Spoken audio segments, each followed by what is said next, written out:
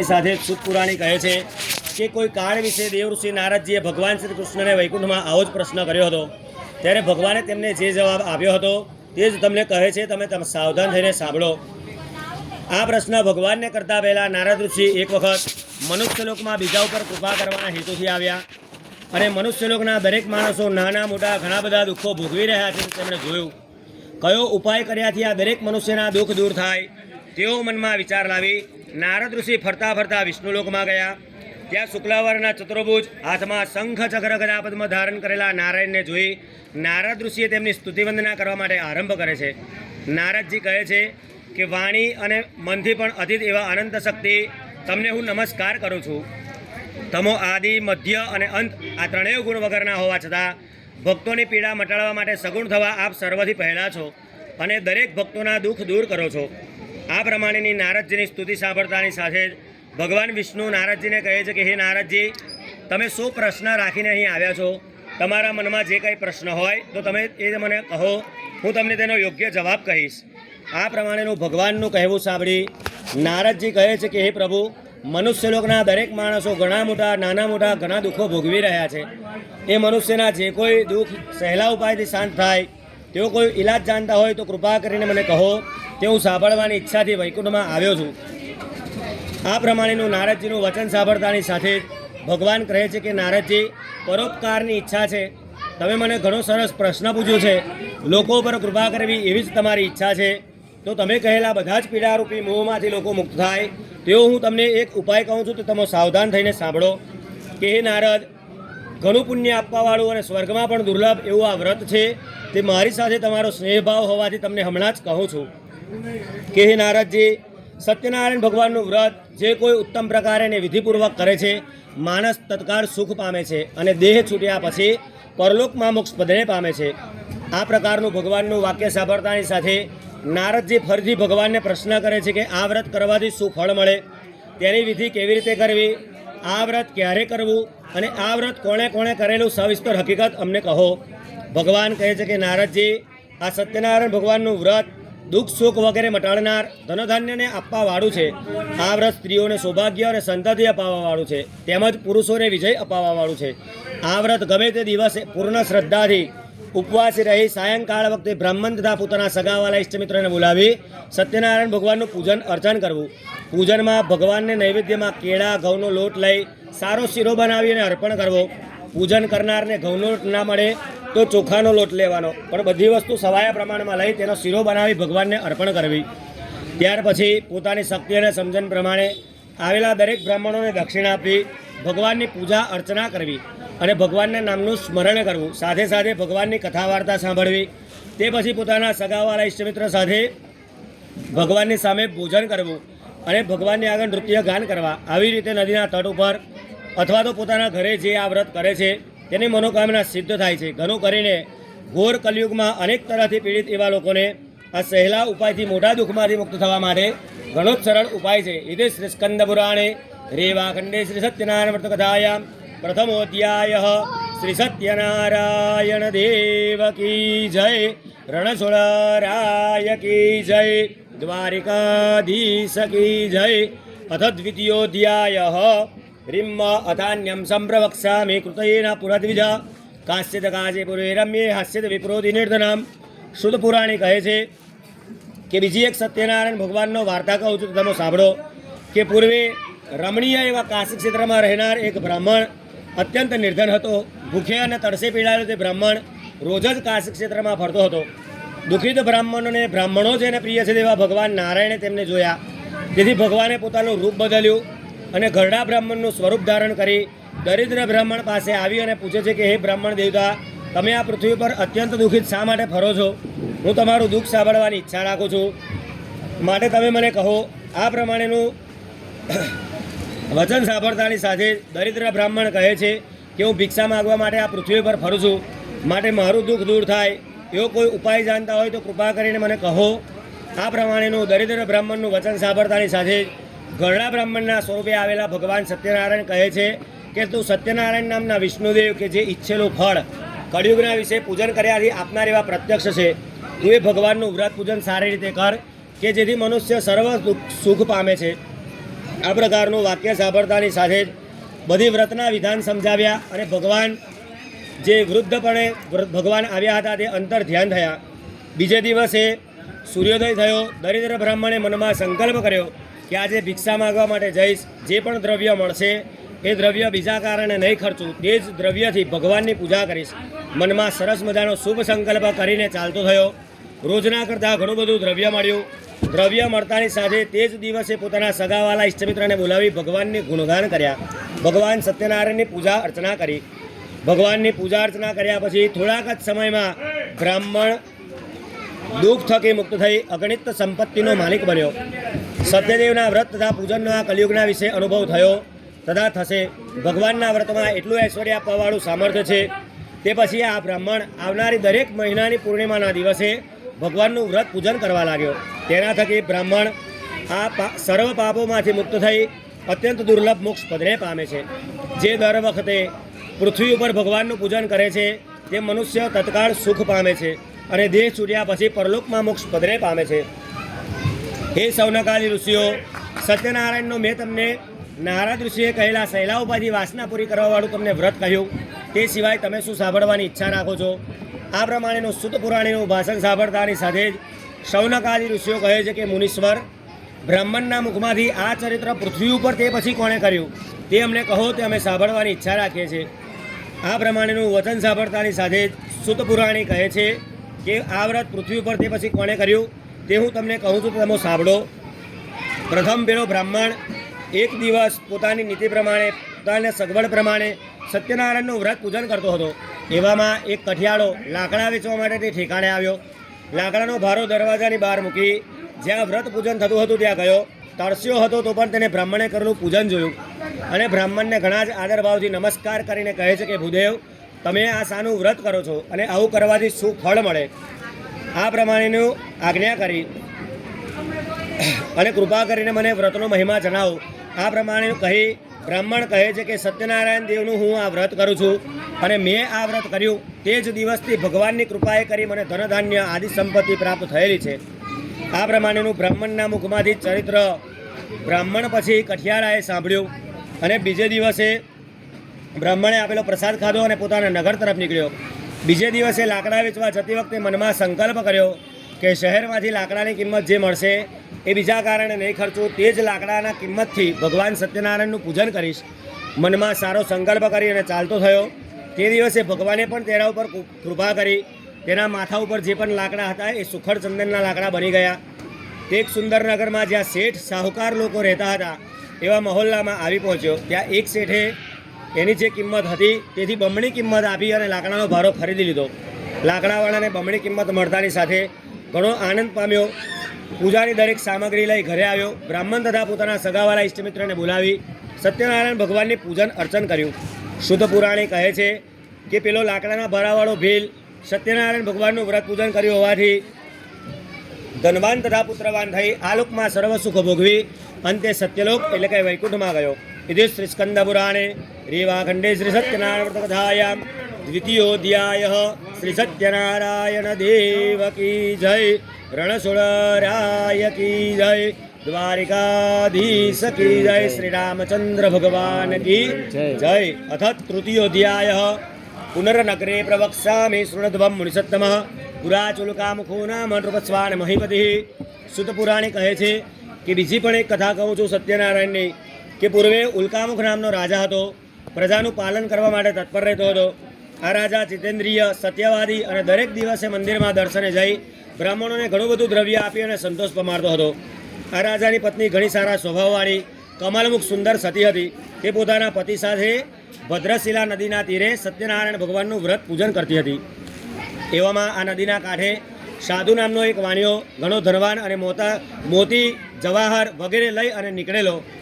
તેને જ્યાં રાજા રાણી વ્રત કરતા હતા તેમની પાસે આવી અને સાધુ વાણિયો નમ્રતાપૂર્વક પ્રશ્ન કરવા લાગ્યો.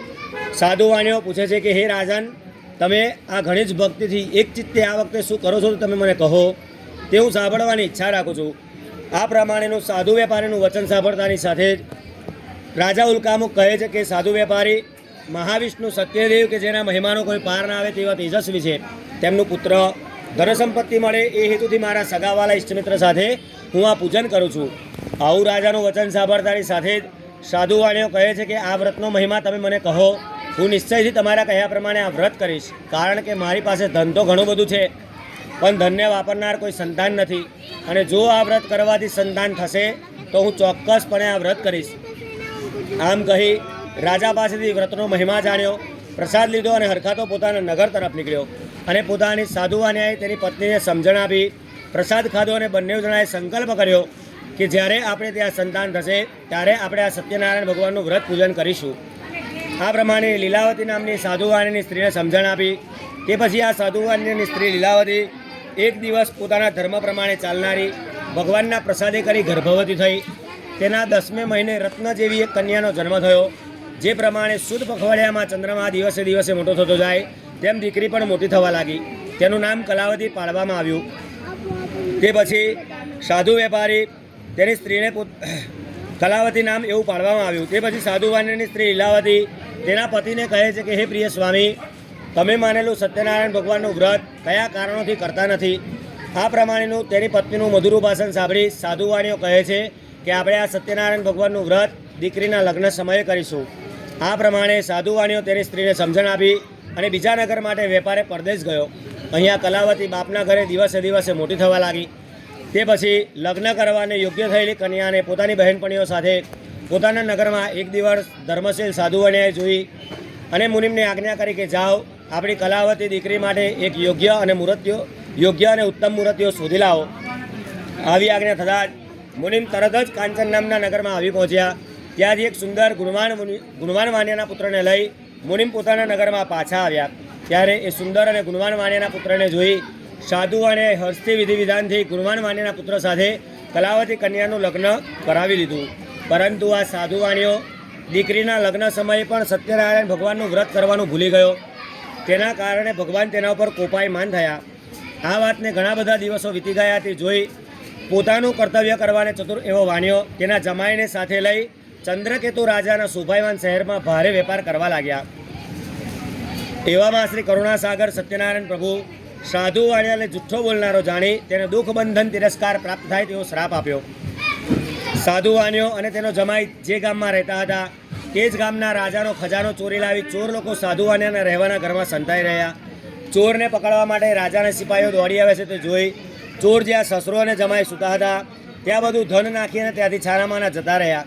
તે પછી સિપાહીઓએ જે ઠેકાણે સાધુ વાણિયો અને તેનો જમાઈ હતો ત્યાં રાજાનું પડેલું ચોરેલું ધન જોઈ સિપાહીઓએ સાધુ વાણિયાને અને તેના જમાઈને કેદ કરીને બાંધી લઈ ગયા અને ઘણા જ આનંદથી દોડતા આવીને રાજાને કહે છે કે મહારાજ, અમે 2 ચોરને પકડી લાવ્યા છે, તેમને જોઈ અને હુકમ કરો.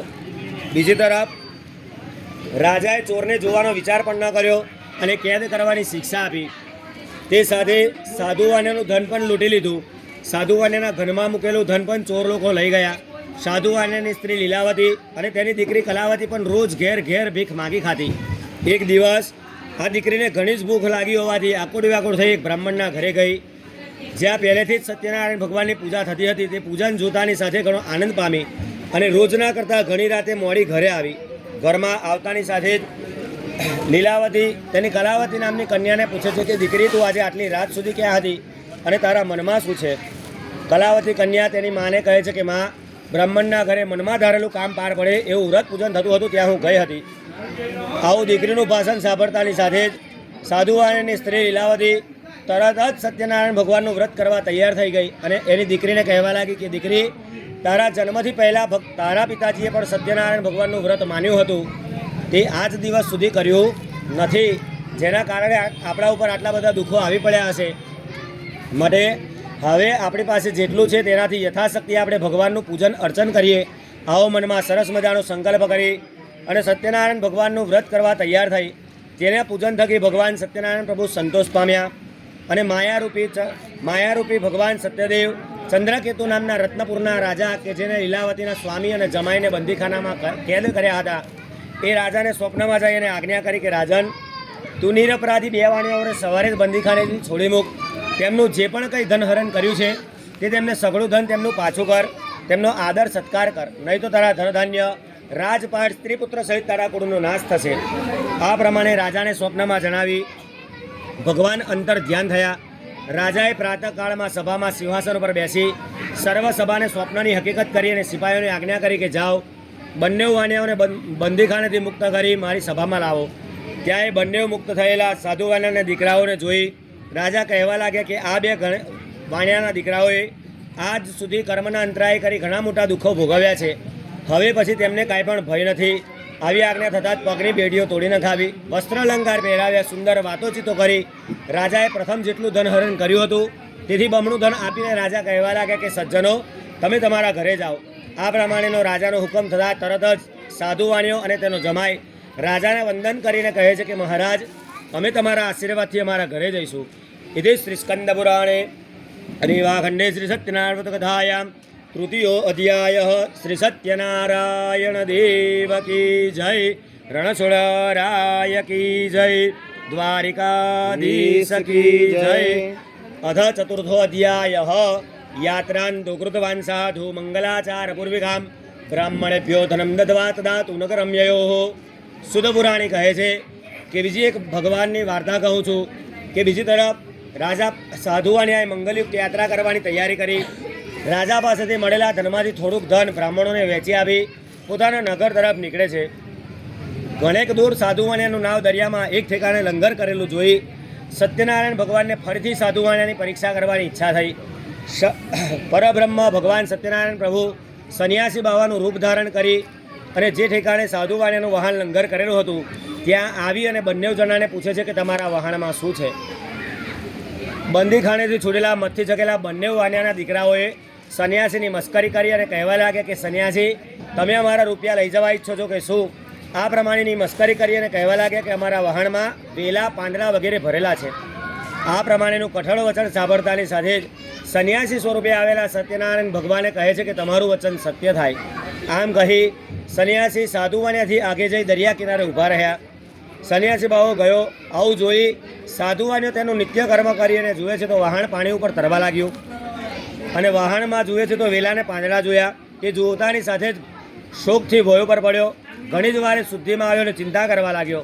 એટલે તેનો જમાઈ કહે છે કે તમે શા માટે ચિંતા કરો છો? તમને હમણાં જ આવેલા સંન્યાસીએ શ્રાપ આપ્યો છે અને તેમના બોલવા પ્રમાણે થયું છે, માટે હવે તેમના શરણે જઈએ એટલે આપણું ધારેલું કામ પાર પડશે. આવું જમાઈનું બોલવું સાંભળી સાધુવાણીઓ એ સંન્યાસી પાસે જઈ અને તેમના પ્રત્યે આદરભાવથી નમસ્કાર કરીને કહે છે કે હે મુનિ, હું તો એક પામર માણસ, તારું મારું એવી માયામાં રહેવાવાળો, માટે મારા ઉપર પ્રસન્ન થાવ. મારા વહાણમાં ધન, સોનું, જવાહર વગેરે ભરેલા હોવા છતાં પણ પ્રભુ કપટ ભાવથી હું ખોટું બોલ્યો છું, માટે હે ઈશ્વર મારું રક્ષણ કરો. આ પ્રમાણેના ભક્તિયુક્ત સાધુવાણીનું વચન સાંભળતાની સાથે જ ભગવાન સત્યનારાયણ પ્રભુ સંતોષ પામ્યા અને સાધુવાણીઓને મનવાંછિત ફળ આપી અંતર ધ્યાન થયા. એટલામાં સાધુવાણીઓ જુએ છે તો પ્રથમ પ્રમાણે તેનું વહાણ ધનથી ભરેલું જોયું. આવું આશ્ચર્ય જોતાની સાથે જ સાધુવાણીઓ ઘણો સુખી થયો, આનંદ પામ્યો અને તે જ વખતે તે જ ઘડીએ ભગવાન સત્યનારાયણનું પૂજન કર્યું અને પૂજન કરી અને સુખી થયો અને પોતાના નગર તરફ નીકળ્યો. વહાણમાં બેઠેલા જમાઈને સાધુવાણીઓ કહે છે કે જમાઈરાજ, મારી રત્નપુરી નગરી દેખાય છે તો તમે જુઓ. આમ કહી પોતાના ધનનું રક્ષણ કરનાર સિપાહીઓમાંથી એકને પોતે ઘરે આવ્યાના વર્તમાન કહેવા માટે મોકલે છે. સિપાહી ઘરે જઈ અને કહે છે કે આપના નગરની સમીપમાં જમાઈ તથા બંધુવર્ગ સાથે તમારા સ્વામી ઘણું બધું ધન કમાઈ અને આવ્યા છે. આ પ્રમાણેનું સિપાહીનું બોલવું સાંભળતાની સાથે સાધુવાણીની સ્ત્રી ઘણી હર્ષવાળી થઈ. તે જ વખતે દીકરી કલાવતીને કહેવા લાગી કે દીકરી, તું સત્યનારાયણ ભગવાનનું વ્રત કર. સ્વામીનાથના દર્શન માટે પ્રથમ હું જાઉં છું, તું તારા બાપુના દર્શન માટે પૂજા પૂરી કરી અને આવ. આ પ્રમાણેનું માનું વચન સાંભળી સત્યનારાયણ ભગવાનની કલાવતી કન્યાએ વ્રતની સમાપ્તિ કરી અને પ્રસાદ લીધા વગર તેના સ્વામીને જોવા માટે તૈયાર થઈ અને ચાલતી થઈ ગઈ. તેના અપરાધને કરી તેનો સ્વામી અને બધું દર હતું તે વહાણ દરિયામાં ફરીથી અદૃશ્ય થયું. ઘણી જ જલ્દીથી આવેલી કલાવતી કન્યાએ તેનો પતિ જોયો નહીં. તે ઉપરથી એટલું તો દુઃખ શોક થયું કે જેમ પવનથી કેળનું ઝાડ એકદમ ભોય પર પડે તેમ એકાએક રોતી રોતી ભોય પર પડી. ઘણી જ વારે શુદ્ધિમાં આવી અને ચિંતા કરવા લાગી. ત્યાર પછી વાહનવાળા પણ ગભરાઈ ગયા અને લીલાવતી પોતાની કન્યાને ભયભીત થયેલી જોઈ ઘણા બધા વખત સુધી વિલાપ કરવા લાગી. કલાવતી કન્યા તેનો પતિ મરી ગયો છે તેવું ધારી તેના પતિની પાદુકાઓ લઈ સતી થવા માટે તૈયાર થઈ. આમ દીકરીને બળી મરવા તૈયાર થયેલી જોઈ સ્ત્રી સાથે સાધુ વાણ્યો ઘણા જ ધર્મ વિચારથી અને ચિંતા કરી અને બોલે છે કે શું સત્યદેવે તો હરણ નહીં કર્યું હોય? હું જે વ્રત જાણતો નથી તે કામના વાસ્તે ઘણું બધું ધન ખર્ચી અને આ વ્રત કરીશ. આવું બધાને પાસે બોલાવી મનના મનોરથ કહ્યા.